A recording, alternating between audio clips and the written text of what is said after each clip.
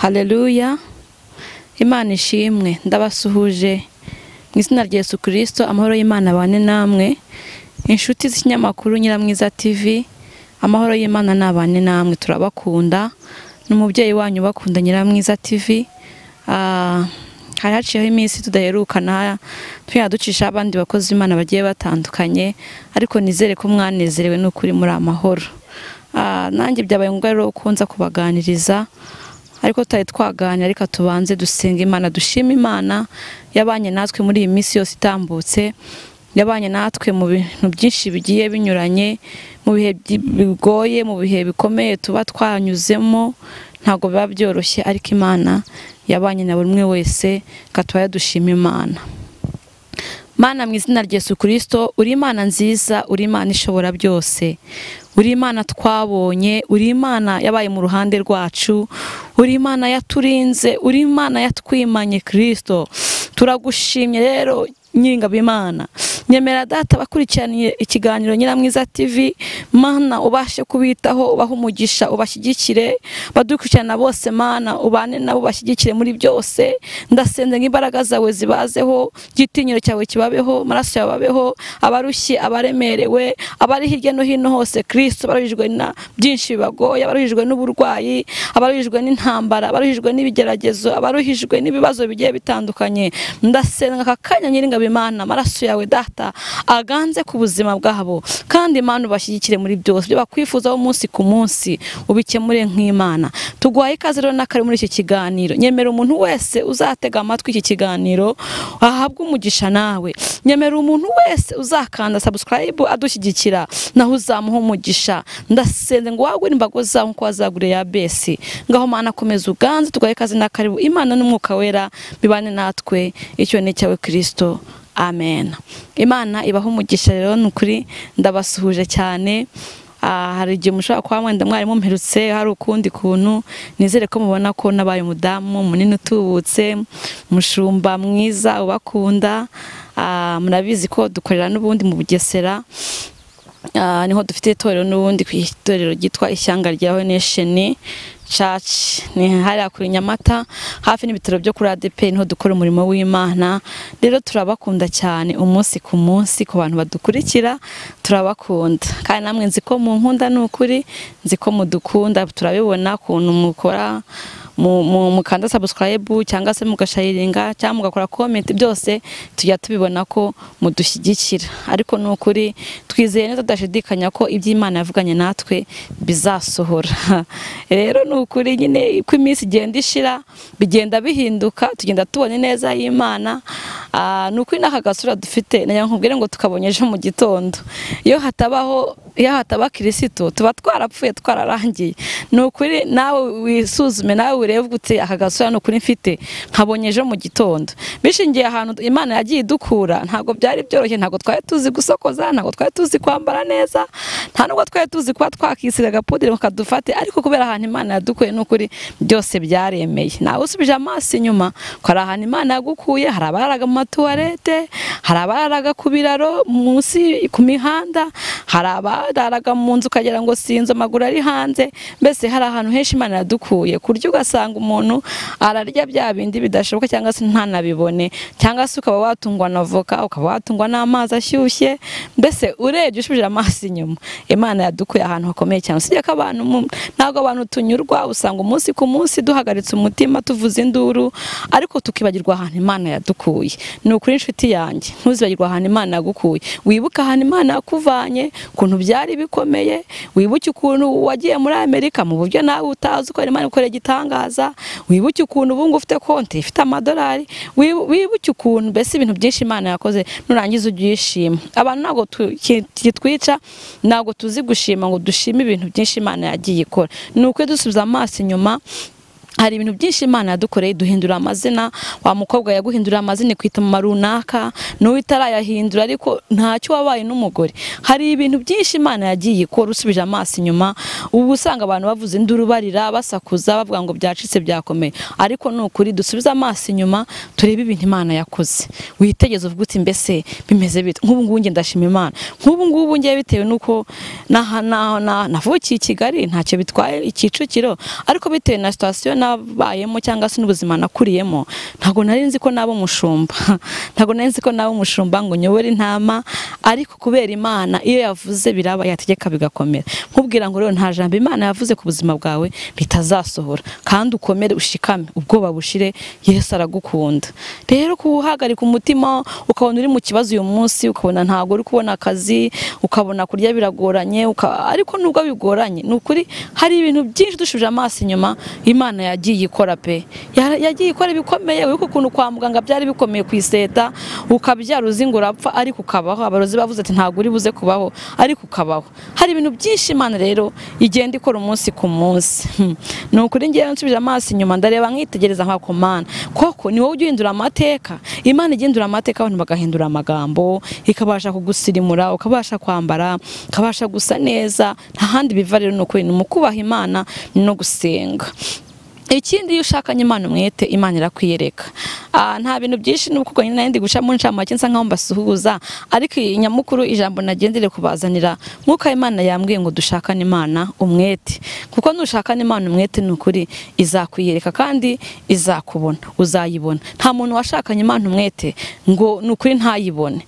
Ariko muri iyi minsi usigabona abantu bari mu ntege nkeya, abantu bari mu bute, abantu bari mu bunebwe, abantu bararangaye, abantu bacitse intege, ngo Imana yavuganye nabo ibintu byinshi ntibyasohoye. Kandi nukuri burya amasezerano arabagarirwa. Niba Imana yarakubwiye ati nzakubakira urugo, wowe ukagenda ugahita uca inyuma Imana ugasambana, aho ngaho burya wamaze guca mu isezerano. Kandi ngo abaca mu isezerano nta mpamvu, ngo Imana izababeshya kubashyeshyenga. Rero mu yandi magambo bivuze ngo wowe shakana Imana umwete n'umutima wawe wose, nta buryarya, nta nzangano, nta shyari. Ariko urgusanga muri iyi minsi abantu twamaze gusa nkaho Imana tuyifata nyine nk'Imana idashoboye, nk'Imana idakora. Ariko nkubwire ngo Imana iriho kandi irakora. Ahubwo ikirimo kuvangira abantu nuko abantu bagaragaza kwera, ariko nuko bakana kwera kwako. Rero ikintu gikenewe, banza wowe ushakana Imana umwete n'umutima wawe wose, Imana ntago uzigera uyibura. Reka dusome ijambo ry'Imana. Nzanye ijambo rivuga ngo dushakane Imana umwete kandi nuko tuzayibona. Reka dusome ijambo ry'Imana mu gitabo cy'Imigani 18 umurongo wa 17. Haravuze ngo nkunda abankunda kandi abanshakana umwete bazambona.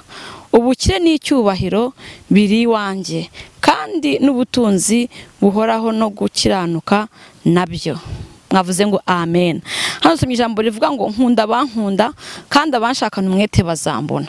Urumva ko ijambo rivuze ngo nkunda abantu bankunda. Iyo ukunze Imana nayo iragukunda. Iyo ushyizemo akabaraga kawe ugashyiramo umwete wose, Imana nayo igira gute, nayo ishyiramo agatege. Ariko muri iyi minsi abantu uri kubona ko bari gushakana Imana, bari gushaka Imana ariko nta mwete, bafite ibindi barimo kuyibangikanya. Ngo nkunda abankunda, ngo abanshakana umwete ngo bazambona. Mu yandi magambo, iyo ushakanye Imana umwete wawe wose, Imana nukuri irakwiyereka. Kandi nabo giye mbona abantu benshi bayishakanye umwete bagiye bayibona.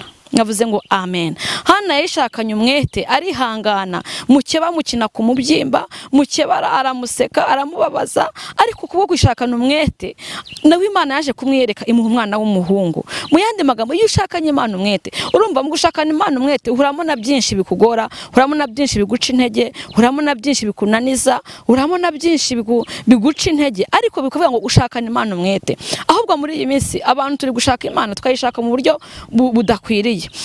Nk'ubu ushobora kuvuga ngo ndashaka ko nta n'umushumba, mushumba akaguha karibu ukagera bakagukingurira, kuko waje umukeneye, waje umushaka ugira ngo mugire ibintu muvugana. Ariko wa mushumba bamugeraho urana hateye ibintu by'uburangazi bigiye butandukanye, ugasanga ugiye imbere y'umushumba ufashe telefoni, wibereye muri telefoni, kandi ngo waje gushaka umushumba nakwicaye imbere, ugasanga n'ubundi ntiwaje gushaka umushumba, wibereye muri telefoni. Ni nako ari abantu muri iyi minsi bari kujya mu rusengero, ariko WhatsApp iraho ngaho ifunguye, ugasanga abantu n'ubundi ntabwo ibyo bari gukora ntabyo bazi.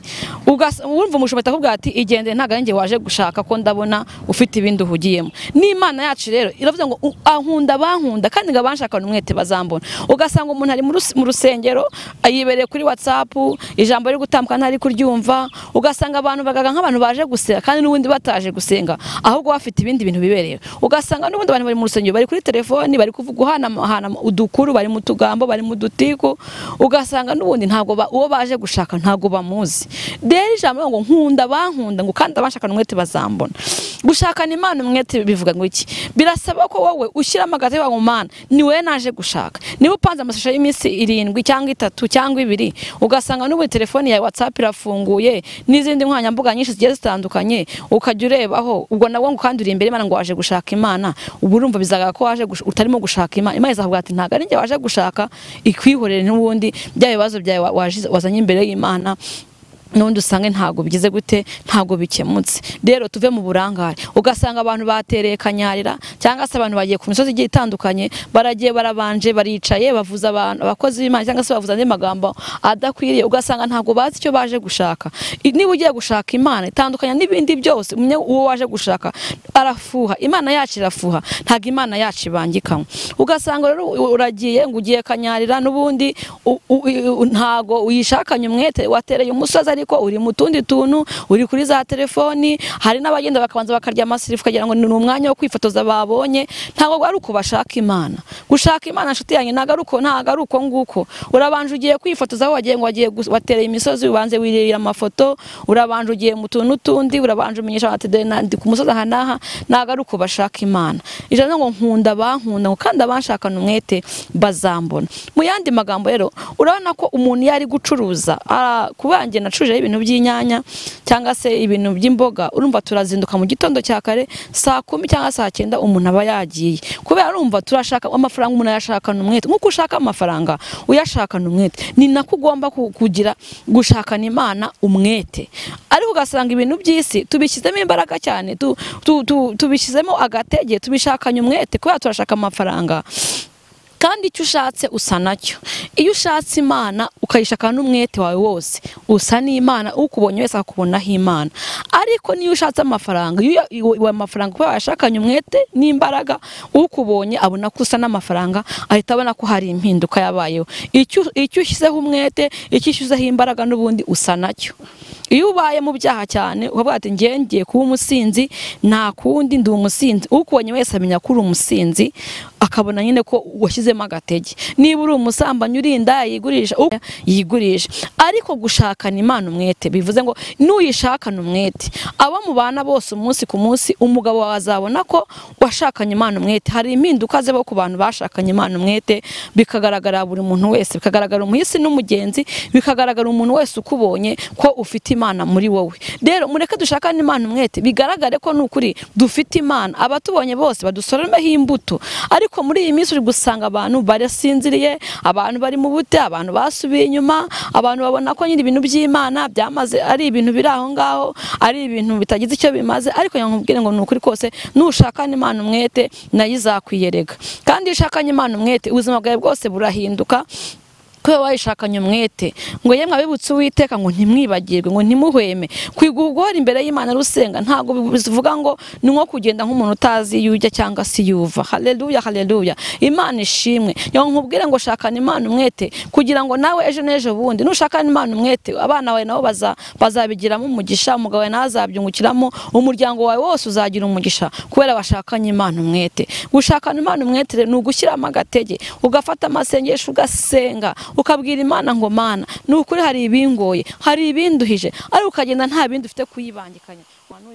Wa mugabo urugo rwawe ukarwubaka neza, ntawe uvuga ngo uri guhimanwa nawe. Kuko reka mbabwize ukuri, imirimo yose dukora mu isi niyo dukora neza tuzemerwa, ariko dukora nabi tuzagaho. Ngo rero ngo dushakane Imana umwete, ngo nkunda abantu bankunda. Imana ikunda abantu bayikunda kandi batayiryaya. Imana ikunda abantu bayikunda batiyoberanya. Imana ikunda abantu bayikunda badafite kuyibangikanya. Ugasanga ubangikanyije Imana uyu munsi wabaye mu nzu y'Imana ufashwe n'akarwara gatoya ugiye mu bapfumu Imana icyo gihe kera bamaze kwitakariza icyizere iyo Imana yacu ibangikanyije ukajya mu bapfumu bakakorera iyo mihango bakora ibyo bashaka Imana bamaze kuyibangikanya ngo nkunda abantu bankunda aho nta rukundo uba ugifitiye Imana ahubwo bamaze kuyibangikanya uba wumva ko bamaze kumva ko ari Imana nta mbaraga mbese ukayifata uko nguko rero Imana idutabare igiye gukunda Imana tuyikundane n'umutima yacu n'ubwenge bwacu n'ukuri n'ukunda Imana izakwiyereka kandi iyo ukunze Imana usa nayo haleluya iyo ukunze Imana abantu bose bakubonye bakubonamo Imana abaturanyi bakubona hakubonamo Imana aho ugenda aho utambuka karetse yose abantu bose bakubonamo Imana muri yaravuze ngo ubwo umwami Yesu ankunda ndamahoro umva Imana yigukunda ubura amahoro nubwo abisi batakustifo nubwo abisi batagukunda ariko Imana yigukunda ubura amahoro ubwo umwami Yesu ankunda ngo ndamahoro iri jambo ryarambwiye ngo hahirwa uwihanganye n'umugerageza ngo namara kwemerwa ngazambika ikamba ry'ubugingo mu yandi magambo ugomba gukomera uko ushaka n'Imana umwete ukihangana ugaca mu bibazo ugaca mu bigeragezo ugaca mu ntambara ugaca muri bya biruhanya ugaca muri buri kimwe cyose ariko ugakomera ukihangana Imana rero iyo uyikunze iyo uyitaye nayo iraguta iyo uyiretse nayo irakureka nayo nkubwira ngo Imana ibishaka ko uba hafi yayo n'umutima wawe wose niba winjiye mu gusenga n'ugusenga nta bindi bigomba kukurangaza niba winjiye mu by'Imana byinjiremo neza nta kuvuga ngo ukuguru kumwe kurimo ukundi kuri mu by'isi uri gusanga ari abantu batagifite gutinya hera h'Imana ntago abantu batinya gusamana ngo bagene ku gatuti ntago abantu batinya kunywa inzoga ngo bagene ku gatuti n'ukuri Imana idutabare kandi duhagakiza dushobora kuba abantu baramaze gupfa abahanuzi mbabwire ngo n'ukuri mwongere mushakane Imana umwete nayo izabiyereka abavuga butumwa mbabwire ngo mushakane Imana umwete nayo izabiyereka yo mbabwire ngo mwabakobwa mwe mwababyeyi mwe umuntu wese mu ruhande rwe yo ndi kumukangurira ngo ashakane Imana umwete gushaka Imana ukayishakana umwete nuko uva mu bidafite umumaro nuko uva mu bidatunganye nuko uyihana rwose ukihana by'ukuri abantu muri iyi minsi turi gusenga ariko mu mitima yacu harimo mbereka mu mitima yacu harimo inzangano mu mitima yacu harimo amatiku mu mitima yacu harimo amashyari mu mitima yacu harimo uburyarya abantu muri iyi turi gusengana mbereka Imana ituvane muri mbereka Imana itugarure yongere itwiteho yongere idufate yongere imitima yacu ihindukire niyo nkubwire ngo umutima wongere wisuzume ubwo ngo mbese Mana ni ugushakana umwete ese Mana uburyo nateraga imisozi ndacyarimo kuyitera ese amasengesho nakoraga ndacyari kuyakora ese abantu nafashaga ndacyari kubafasha ese uvuga ubutumwa navugaga ndacyari kuvuga uko bukwire cyangwa ndimo gustifo erestaya grere ndimo ndabwira abantu amahoro wenda ntayahari ese Mana tubanye gute ongera wisuzume mu mutima wawe uvuga ngo mbese Mana ndacyagushakana umwete aho warucitse intege aho wari utentebutse aho wari unaniwe aho wari urushye wajya uhurana byinshi abantu benshi n'abamaze gucika mu nsengero bavuga ngo barakomeretse ngo bakomekejwe n'abantu bagiye batandukanye ngo bakomekejwe n'abashumba abandi bakomekejwe n'abahanuzi yo nkubwire ngo iyo washakanye Imana umwete nta kigomba kugukanga nta kigomba kukubuza stifota erestaya greremando nta kigomba kukubuza gukomera nta kigomba kukubuza kuba mu Mana yo nkubwire ngo abantu ntago ari bo baguhamagaye yo nkubwire ngo tumbira umusaraba nawe utaragera ku musaraba ni gute umuntu agukomeretsa ni gute umuntu aguca mu nzu y'Imana aho ngaho bamaze guta ibyiringiro aho ngaho bamaze kuva mu by'Imana yankubwira ngo mu rusengero niho umuntu agera akabohoka kugirana ubusabane n'Imana mu nzu y'Imana ntacyo bitwaye ngo tugire guterana kwera iyo utagifite guterana kwera muri wowe uba haramaze kugwa yankubwire ngo rero ntago abantu bagomba kugukomeretsa ntago abantu bagomba kuvana mu by'Imana uba ugomba kubabara nkuko Yesu Kristo nawe yakubabariye ku musaraba Imana yaratubabariye Fotai erezizi wa yadotai Imana yarakubabariye Yesu Imana yaratubabariye ku musaraba Imana yaratwitangiye muri tumaze iminsi turi mu minsi yo kwakira Pentecote yo kuzuza mwuka wera ariko twasinda amashyaka hose Mana abantu ntago ukibona abantu bagifite uburyohe bwo kuzura mwuka wera ntago ukibona ibintu by'Imana abantu bikibaryoheye harimo abantu bamwe babagerageza bakinyine bakigerageza si bose pe ariko kubona abantu benshi ntago mwuka wera kibaryoheye usiga ubona nyine babifata uko nguko usiga ubona ari ibisanzwe ariko nukuri ngo intumwa ziri hejuru mu cyumba cyo hejuru ngo zahuje umutima haleluya ngo zuzura mwuka wera ngo buri wese avuga ku rurimi rwe ariko nkubwire ngo nukuri iyo uhuje umutima, iyo ugize umutima ugahuza umutima na mugenzi wawe, ugahuza umutima nabo muri kumwe, mugashyira hamwe, nukuri Mwuka yaraza akabana namwe. Ariko muri iyi minsi umuntu asigaye ati ndi wa Polo, undi ati ngende uyu nguyu, ugasanga harimo ibice mu nzu y'Imana. Imana iturinde ibintu by'ibice, Imana iturinze ibintu byo kudahuza, Imana iduhe guhuza umutima.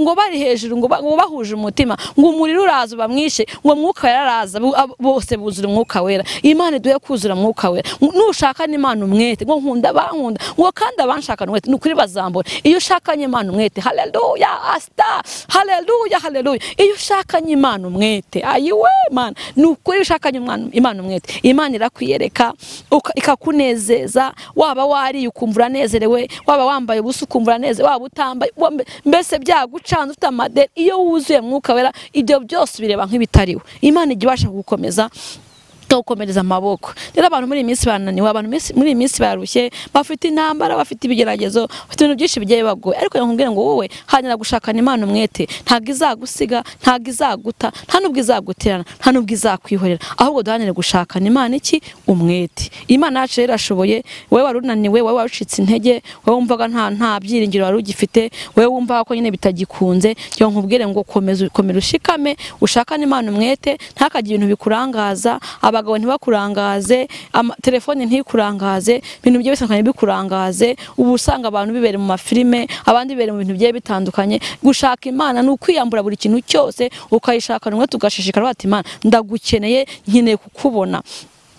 Yakobo niwe washakanye Imana umwete, akirana na marayika bwate ntago nkure kuri utampaye umugisha. Barakirana burinda aho bucya ati ntago nkure kuri utampaye umugisha. Ariko kubera ukuntu yarashakanye Imana umwete, Imana yaramwiyeretse, imaze kumwereka marayika arangije arambwa ati urashaka nkukorera iki? Mbwa ati nkeneye kumpindura izina. Imana ibimuhinduriye izina, imwita Isiraheli. Haleluya. Nuko nawe yari yashyizemo agatege, kavuga ati ndagufata, ntago nkure kuri utampaye umugisha. Rero iyo ushakanye Imana umwete irakwiyereka. Yakobo rero nayo yacyanye na marayika, barakirana, ariko arakomeza bati nanjye sinkurekura utampaye umugisha. Iyo ufashe Imana ukayifatana n'umwete wawe wose, ntago nukuri yagukurira amaho. Iyo wayifashe wese, abantu bose babona ko wayifashe. Urumva Imana yese imuhindura izina, imukuraho kwitwa umuriganya, imwita Isiraheli. Haleluya. Heri Yakobo bisobanuye ngo umuriganya, ariko Imana kuko ukuntu yafashe marayika akamukomeza. Haleluya. Yaramufasha bati sinkurekura utampaye umugisha. Niyo mpamvu ngo iyo ufashe Imana ukayifatana n'umwete wawe wose n'ubwenge bwawe bwose, bati Imana ndagukeneye, ndagushaka mu rugo rwanjye, ndagushaka mu bana banjye, ndagushaka mu kazi kanjye, ndagushaka muri business, ndagushaka ahantu hose ukeneye ko Imana iza. Nukuri kose Imana iraza kandi igakora ibintu bikomeye cyane. Mwavuze ngo amen. Uyu munsi mwihangane nazanye ijambo n'ukuri nyine rimeze uko, nukugira ngo umuntu wese akanguke ahantu ari aho wari warasinziriye. Niyo wari warasinziriye mu gusenga, wongere ukanguke. Niyo warasinziriye mu rukundo, wongere ukanguke. Niyo warasinziriye mu gukora umurimo w'Imana, mwivuga butumwa, cyangwa se hirya no hino hose hagiye hatandukanye, wongere ukanguke. Ushobora kuba hari byinshi bisigaye byarakurangaje, bikaba bisigaye bituma utagikorera umurimo w'Imana uko bikwiriye. Wongere ukanguke rero, ubyuka ahantu hose ubona wari wararambitse Imana, ahantu hose warateye umugongo Imana. Ndakwinginze pe, ku kinyamakuru Nyiramwiza TV wumve rwose ubirangize, ijambo rwose rirangize, ariko wongere ugarukira Imana, nayo izi kugarukire. Nugarukira Imana yizakugarukira, ariko nuhita nayo izaguta. Ndakwinginze fata Imana nk'iyawe, uyifate nk'inyembaraga, kuko twabonye Imana ikora byinshi bigiye bitandukanye. Abantu muri Imana irakora tukayishima cyane tunayishime, ariko gato wahura n'ikibazo ukumva ko ari Imana idakora. Nkubwire ngo humura, Imana irakora kandi irashoboye. Nanaje ijambo ngo ijambo rivuga ngo nkunda bankunda, ngo kandi abanshakana umwete bazambona. Ubukire n'ubutunzi byose biri kuwiteka, ibintu byose wifuza biri ku Mana. Nkubwira ngo ubwo wani bushire, wowe nuyishakana umwete nuko ntago izagukoze isoni. Imana ibaha umugisha, murakoze cyane. Reka dusengane n'abantu rero bari bacitse intege, abantu bari batentibutse, abantu bari basubiye inyuma, abantu bumvaga byabacanze, abantu bumvaga nta byiringiro, abantu bumvaga rwose bumva ko nyine mbese bamaze kunanirwa no kujya mu rusengero kwa rugukururuka, bavuga ati reka mfe kugenda. Ariko ngira ngo ngwire ngo ongere wiyongeremo imbaraga y'ubutwari, wongere ushyiremo agatege, ushakane Imana umwete. Imana ibaha umugisha, murakoze cyane. Mana mu izina rya Yesu Kristo, uri Imana nziza, uri Imana ishobora byose. uri Imana twabonye, uri Imana, uri Imana, uri Imana. Abagore baciye bugufi, abagabo baciye bugufi, abakobwa baciye bugufi, abasore baciye bugufi, abahanuza, bavuga butumwa, abashumba, abadiyakoni, mu ruhande rwabo bose baciye bugufi Imana. Hari uko bari baratentebutse, hari uko bari baracitse intege, abaririmbyi nabo nuko, hari uko bari baracitse intege Mana, bongera imbaraga z'umutima, ubakomeze ngo uwo mwana arakura gusa imbaraga z'umutima. Ndasenze Kristo ngo bagurize imbaraga z'umutima, kandi Imana ubashyigikire muri byose.